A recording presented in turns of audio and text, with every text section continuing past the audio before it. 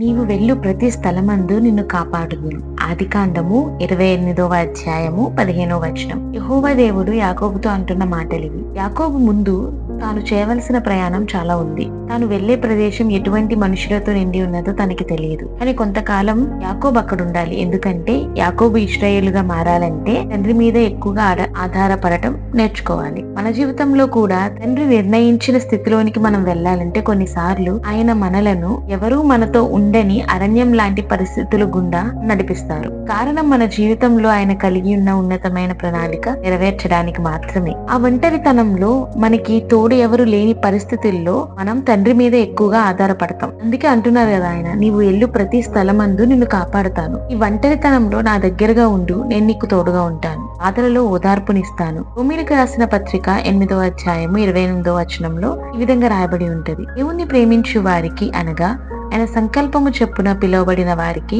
మేలు చేయటకే సమస్తమును సమకూడి జరుగుతున్నవని దిగుదుము. ఆయనకు ఇష్టలుగా ఉన్నంత వరకు మనకు ఏ దిగులు ఉండదు. యెహోవా ఈరే చూచుకునే తండ్రి మనకున్నారు.